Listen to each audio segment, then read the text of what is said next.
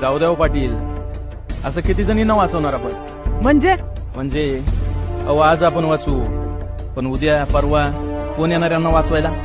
आणि पाटील, हा फक्त एका मुलीचा नाही, अशा हजारो मुलींचा प्रश्न आहे. अहो भाऊ, पण ह्या असल्या पोरांचं काय करायचं? या पोरांचं जिथल्या तिथं कानफाड फोडायचं.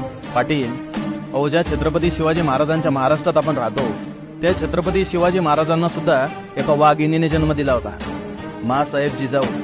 हो भाऊ, बरोबर आहे. आणि आजकालच्या या मुलींना असे रोड रोमिओ रोज भेटतील फुटाफुटावर, आणि ह्या जर अशाच गप्प राहिल्या ना तर यांचाही बलात्कार व्हायला जास्त वेळ लागणार नाही. समजलं ना? हो भाऊ, बरोबर आहे. आपल्या पोरांनी स्वतःच्या रक्षणासाठी सक्षम बनलं पाहिजे. आता कसं बोललात पाटील? आणि असंही अन्याय करणाऱ्यापेक्षा अन्याय सहन करणाराच मोठा गुन्हेगार असतो. त्याच्यामुळे आजकालच्या मुलींना समजायला पाहिजे, आपल्याकडे कोण वाईट नजरेनं बघतंय, आपल्याबद्दल कोण वाईट कमेंट करतंय, आणि तिथल्या तिथं त्या हरामखोराची मस्ती जिरवता आली पाहिजे. अहो आपण किती वेळा आणि कुठे कुठे यांच्या संरक्षणासाठी उभे राहणार नाही? म्हणजे प्रत्येक ठिकाणी आपल्यासारखा माणूस असेलच असं नाही ना, बरोबर ना? बरोबर बोलताय तुम्ही. पाटील, स्वराज्य जननी राजमाता जिजाऊ ज्यांनी छत्रपती शिवाजी महाराज घडवले, छत्रपती संभाजी महाराज घडवले, अन्यायाविरुद्ध आवाज कसा उठवायचा ते शिकवलं. येऊ द्या ना त्यांचं रक्त अंगामध्ये, सळसळू द्या ना रक्त. अजून किती दिवस सहन करणारे?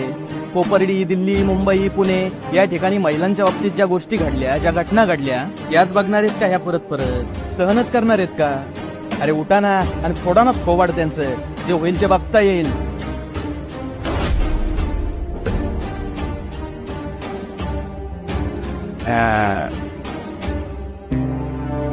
काय मॅडम, ड्रेस दाखवायला काय? भारी आहे, आज जाम भारी आहे. हे ड्रेस म्हटलं मी. दे गळ्यात माळ, कपाळावरती चंद्रकोर, तरी मुलींची छेड करताना लाज नाही वाटत तुला? अरे फक्त शिवजयंती पुरते जागे होणारे स्वयंघोषित मावळे तुम्ही. दुसऱ्यांच्या आई बहिणीबद्दल तेवढंच बोलावं जेवढं स्वतःच्या आई बहिणीबद्दल ऐकू शकाल. अरे आम्ही कसले कपडे घालायचे आणि कसले नाही हे ठरवणारे तुम्ही कोण? आणि ज्या गोष्टी आम्ही जास्त झापतो ना, त्याच गोष्टीचे तुम्ही तुमच्या नजरेने जास्त नचकी तोडता. हे नजर खाली कर, कानफाड फोडी.